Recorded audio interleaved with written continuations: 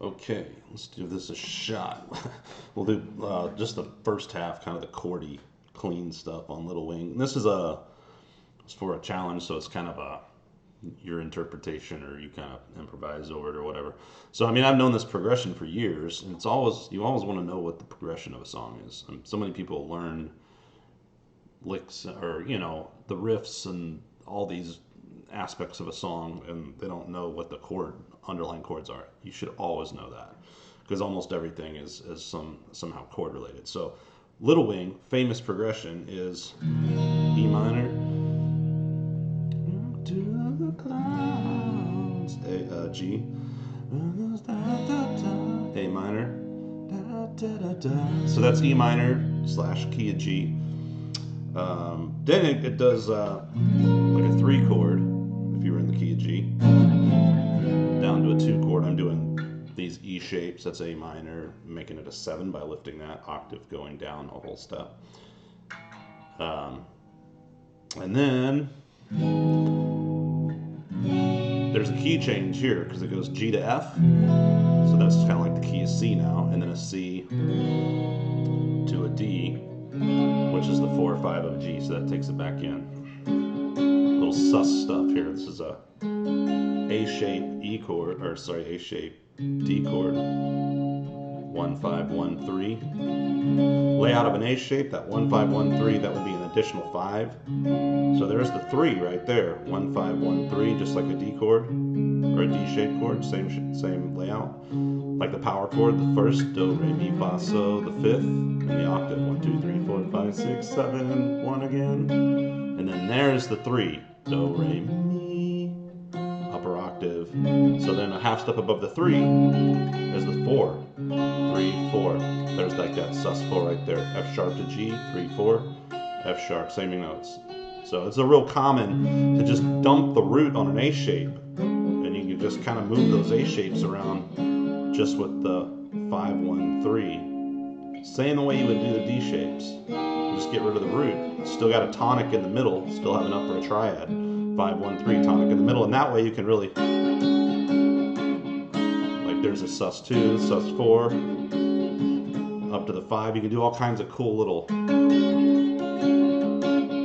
stuff in there. So I'm going to use that A shape. I'm definitely using E shapes.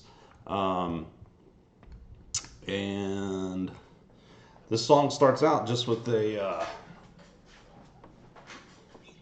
like a fret mute. So you're just kind of holding your strings, just a mute, and then just the top. That's the top of a E minor chord, an octave higher, all the way at the 12th fret.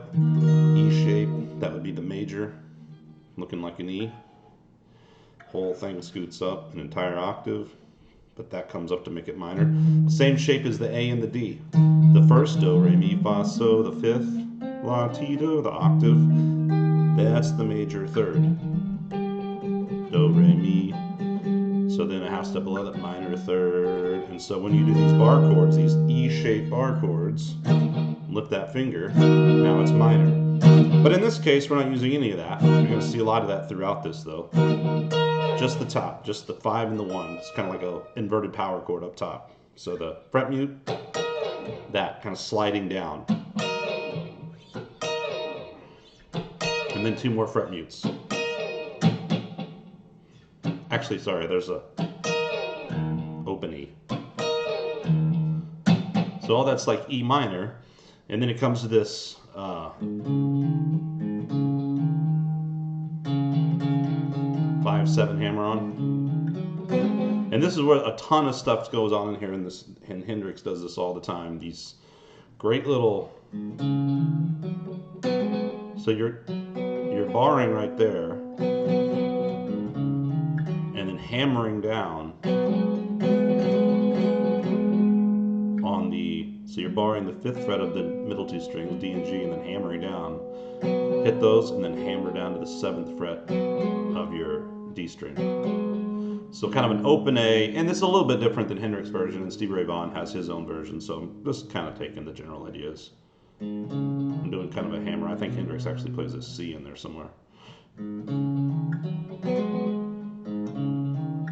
So I'm doing those open,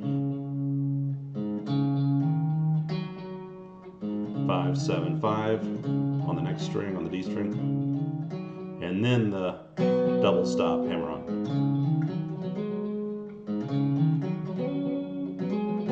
Actually, on this one, I'm doing hammer on the G string, sorry. And then coming back to that note, 7th fret on the D string.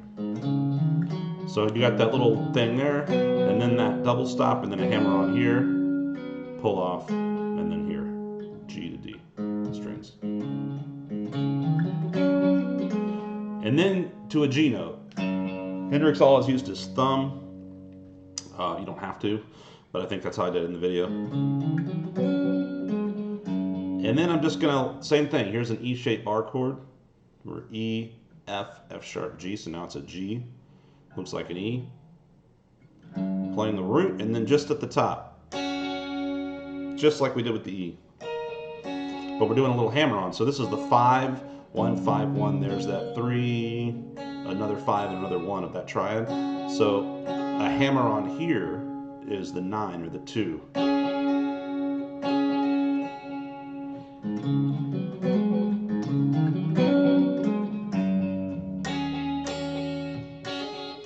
So a little inverted power chord there, the 5 and the 1, hammer on, and then just back to the same 2 notes. G. And then this is cool. You're going to go right here in the middle of that chord on those 2 strings, and I'm playing, there's the 1, 5, 1 octave. I'm going to use my ring finger for that, 5th fret on the D string, and then the 4th fret, which is that 3rd. And then just like we were talking about with that A shape, right here in the middle, we had a 1, 5, 1, 5, or sorry, 1, 5, 1, 3, and then a half step above that's the 4. 1, 5, 1, 3. I'm fretting it like this. There's the 1 and the 3, and then half step above the 3 on the G string right there is the 4. So I'm just doing this, hitting them both, hammer down, hitting them, and then pulling off, so the opposite. Da-na-na-na, 2 of them. Kind of a quick grace note on the 4, and then 2 pull-offs of the 4 to 3. And then I just hit that D string 5th fret, which is the root G. So once we get past the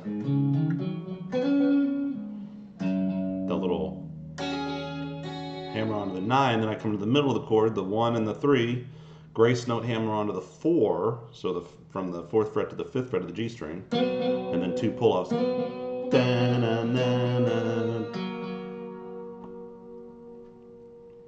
then I think it goes to an A minor. So here I'm just going to do that A minor 7. By doing that, so you have do, re, mi, fa, sol, la, ti, do. There's the 1. You go down a half step, that's the major 7. Another half step is the 7, the flat 7 or minor 7. So anytime you've got this E-shaped bar chord, major or minor, if you lift the pinky where that's at, that's going to take you down to the 7 of the chord. So I've got my middle finger lifted to make it minor, pinky lifted to make it a 7. And so that's an A minor 7. I'm going to use that a couple times in here. So let's see, we got...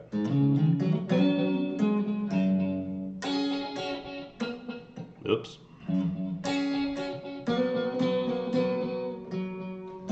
Just going to hit the root. And then by doing that, when I kind of strum through this chord, I think I do a little hammer on the 9 here. Great, minor 9, such a great sound, or 9 either way. Those pinky, having that pinky free, we'll use it again later. Hendrix does it with his thumb. Sounding a little out of tune here. So there's that.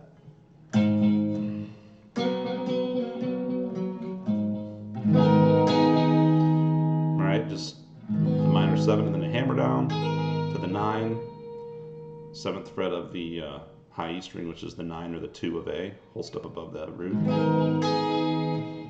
And then I'm just going to tune this a little.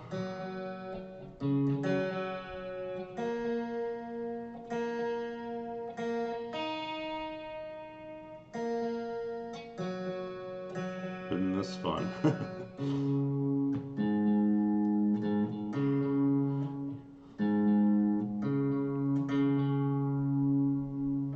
Amazing grace. Good Lord. Sorry I didn't tune this thing before I started this frickin' video. There we go, ish. Now, After that, I do this little, this is really cool. This is it's like if you take a D shape, D, D sharp, E, F, F sharp, G, G sharp, A, move it all the way up to an A, and then that, remember this is the 5, 1, 3, the middle of all those chords. The root would be back here, and therefore do, re, mi. The major third is 2 whole steps above that on that D string. Well, if you think of that with that D chord there, and then that major third, that's actually a C shape now. There's the root, the major third, and then there's that little D chord that sits on top of it. We just bar it. Index, middle, in the middle, middle finger in the middle of the two on the B string, third, fifth. So the C shape connects to the D shape, right?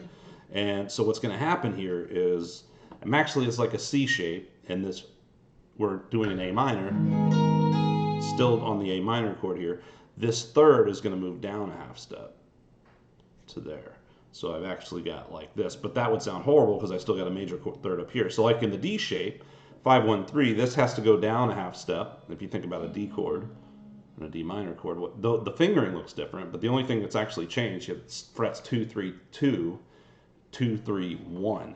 That second fret F sharp in D's case went down a half to F, major third to minor third. Same idea here. This is A chord, the notes of an A triad, 1, 3, 5 of that scale would be A. Here's the root, the octave of that A. Do, re, mi, fa, sol, la, ti, do. There's the root, and there's that D over top of it. This would be like the open string 2, 3, 2 if we were back there. So what I got to do, I've got my 9th fret and 10th fret, which is the 5 and the tonic, one of the chord. I got to get this major third down a half step, so it looks like this now. There's like the D shape, D minor, same exact thing as if we were down there. But I'm also adding that minor third from the C shape, so a C full on with an octave or the root is impossible to do a minor, to get all 5 of those strings, unless you're just got some sort of 6th finger or something. Anyway, so it's basically like a D minor shape, but the root has gone up 3 half steps to a minor third there, or it's kind of like it's connected to the C shape. So that's what's going to happen here. My frets are, I know that was a lot, the minor third, which is C, that's the 10th fret on the D string, 9th fret on the G string, 10th fret on the B string, 8th fret on the high E. And then I just do like a sort of a raked sort of arpeggio.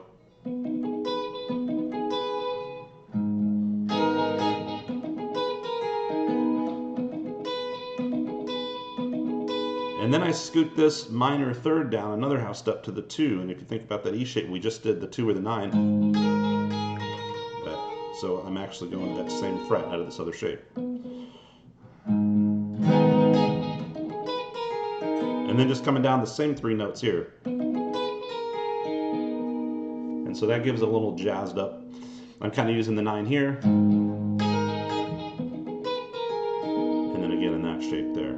It's just a basic minor and then a minor 9. And by having this lower minor third, it's not a sus2. It's not like I took it just to that. There's still a minor third in there. So that's a minor add 9. We have the 1, or the 1, the 5, the minor third, and the 2 or the 9 of A. So that's an A minor, add 9. A minor 9, because it also has the 7 in there. Here we have a 1, 5, a minor third, a flat 7, and a 9. Here it's no 7, that's when you get these add chords, when it's just the triad, 1, 3, 5, or 1 flat 3, 5 for minor, and then a 9 or a 2.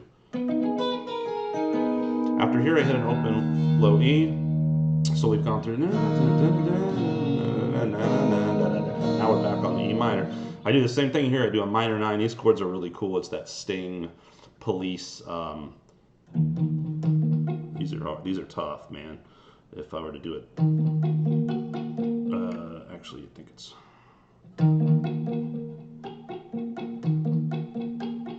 So it's the 1. I'm actually in like an A shape, a minor, right? I take an A minor chord and move it up the neck. A, B, C, D, E, I'm on an E minor. So that's the general shape. It's not really going to look like it. I'm going to stretch it out because here's the octave. Do, re, mi, fa, sol, la, ti, do. There's always 1, 5, 1 on these bottom sets of strings. I'm going to take that octave up a whole step. I love this chord. I use it all the time. So now I've got the 1, the 5, and the 9. and then there's the minor third. I forget my timing here, but see, coming from that.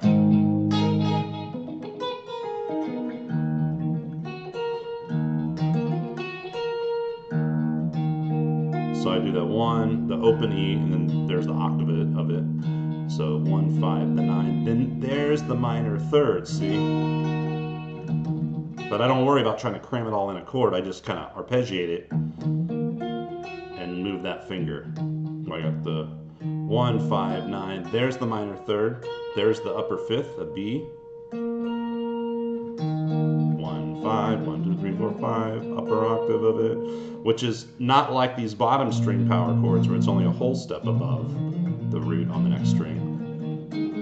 Once we get to these strings, you gotta, it's a cool Lydian sound, you gotta go up a half step because of the difference of tuning on that B string. Anyway, so there's the 1, 5, 9, minor third, fifth. I'm just arpeggiating a minor add 9. And then I do harmonics. Open E, or high E, 12th fret harmonic. An F sharp, which is the 9 again. That's the 7th fret harmonic on the B string. And then just 5th frets, which are the same as the open string. Let's see. If this is a G, it's an octave higher than that. So it's just a G. 5th fret on the string is whatever the string is, right? So an octave higher, or 1 or 2 even, 2 octaves higher. So there's that, G, B, high E. Those are hard to get to. You really got to aggressively pick. Usually same in my song Caveman Angry, something like that. Something, I can't remember. Anyway, Van Halen kind of stuff, Satriani. So,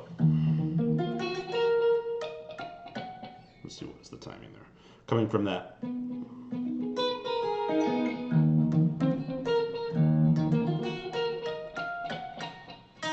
Not easy.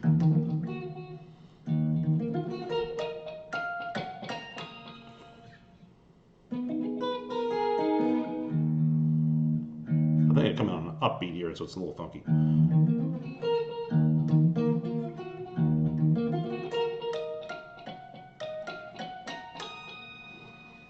Anyway, a lot of stuff going on there. That minor 9 arpeggio, and then basically harmonics doing a minor 9 arpeggio as well. Okay, after that, let's see, where do I go after that? Oh, then it goes to the B minor, right? So then we go to the, and I do the same thing, something along the lines of, right? I'm just doing the 9, and that's the 7, the upper octave of that. When you lift the pinky, there's the 7, and there's the octave of that. So it's super common to put that pinky down, double the 7, really make that. So I'm doing the 9 like I've done on the A minor, and then the 7 as well. A chromatic walk down right back into that A minor 7. Then I do a little something up here, which is basically what it's part of that that D shape, or the D minor, but just 2 notes. It's just a little power. It's the 1 and the 5, and then that's the 1, there's the 2. Really, you could do that here. Sounds a little thicker on these strings. Same thing I did earlier with the G, just in a different spot. Coming up out of that D shape. A. And then we go, oh, and then I do a little blues lick. Something along those lines, real little stock blues lick. A slide up,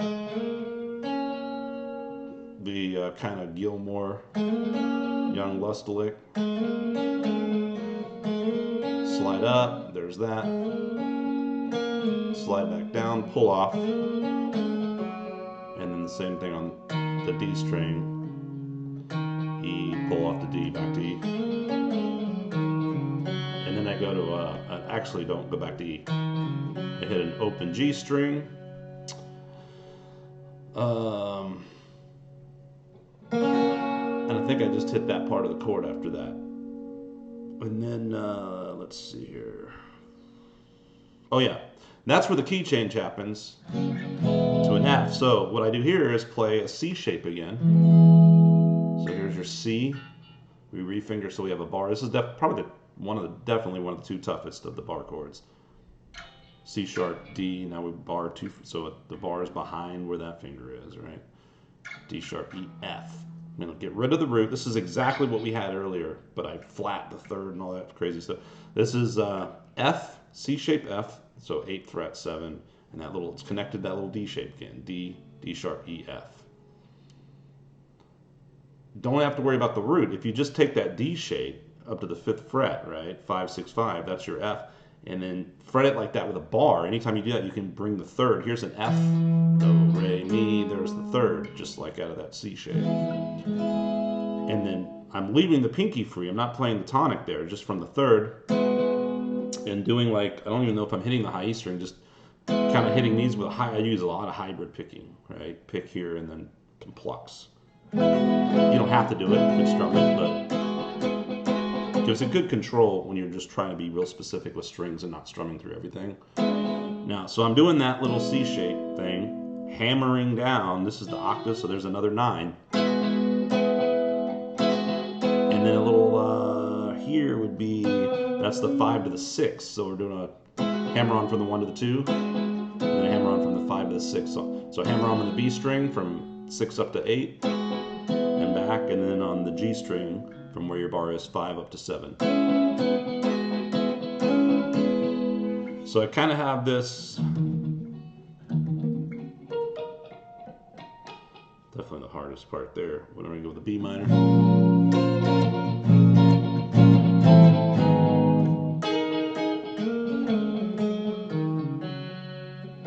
So open G, and then the top part of a G shape, of an E shaped G chord, just those 3, and then that into the F.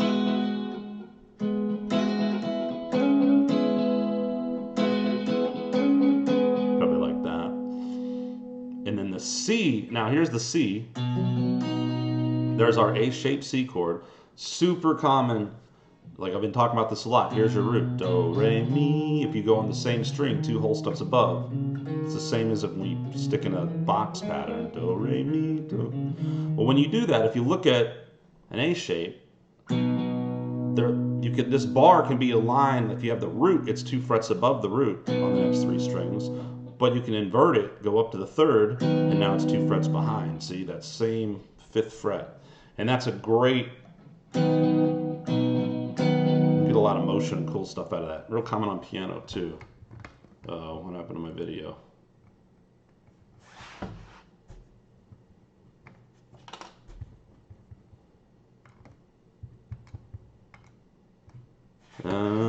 Okay.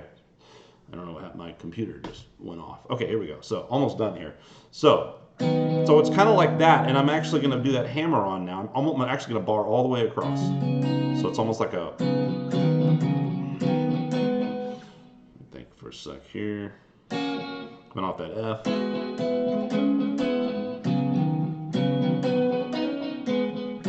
And I'm just basically have that bar lying there, and I'm just going to hammer on all these 5 to 6 7s.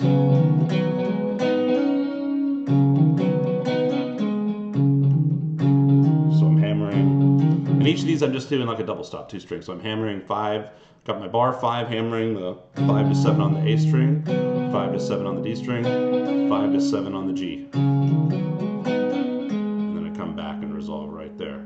Now so each of those, that's like, this is basically the inverted C. When I hammer here, I've got the 3rd. Here, that is the 6, and there's the 9.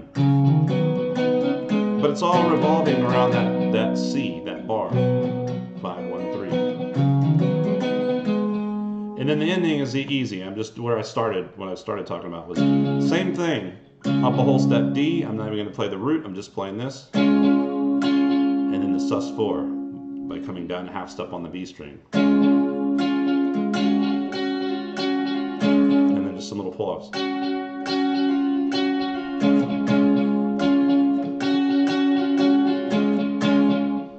Harmonic on the 7th fret, and then I do the harmonic on the 5th fret when I switch to my distortion and then go into the next half, which is I do a little kind of bullshit solo. Which there's the lick. You're just bending top of a pentatonic.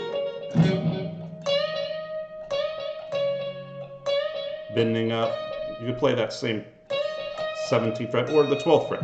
It's basically your minor pentatonic pattern. 12th fret. Real simple melody, just with a lot of emotion. Bending up to that instead of playing it there. There's something I do a lot too. It's a little funky in this particular instance, but I do these little bends a half step below my target note, so I end up bending up to that B, which is when he goes to the G chord. And that's the third of G. And then I think I play like a low G here and that. Come back into another pentatonic shape.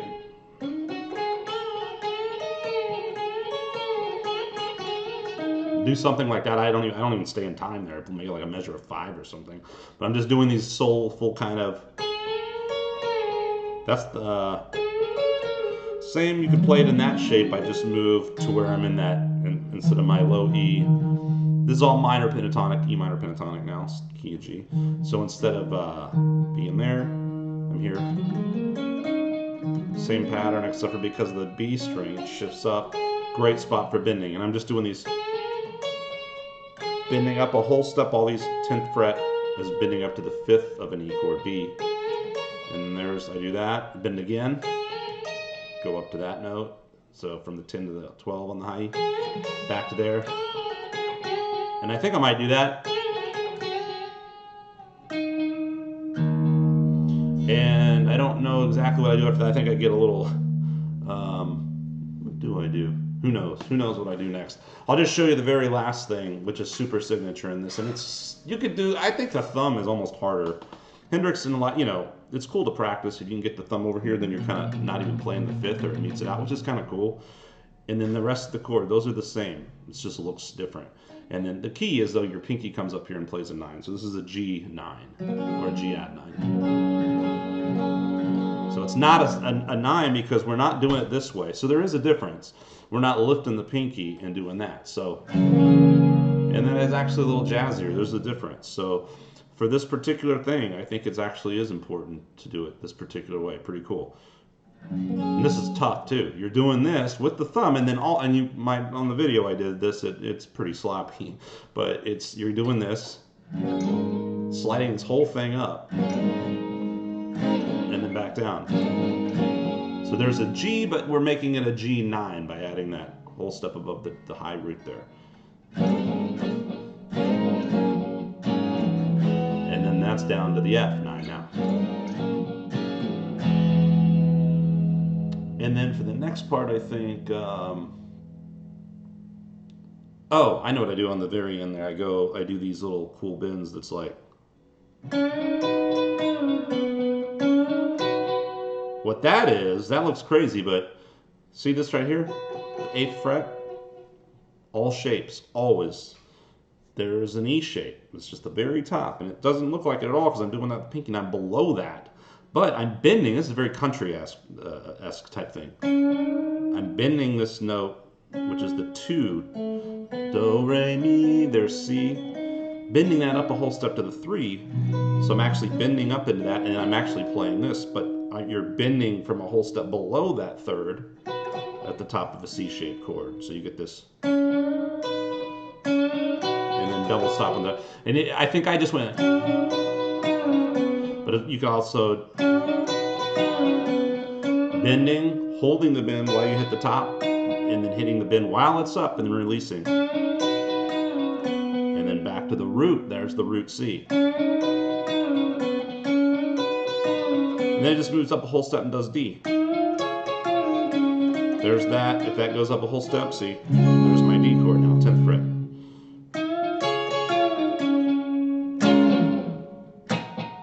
And then classic, don't want to do it too hard and break your neck, but you can apply a little bit of pressure I'm actually kind of pushing in very slightly on the neck and pushing down right here on the guitar, and you can get that a sort of a tremolo.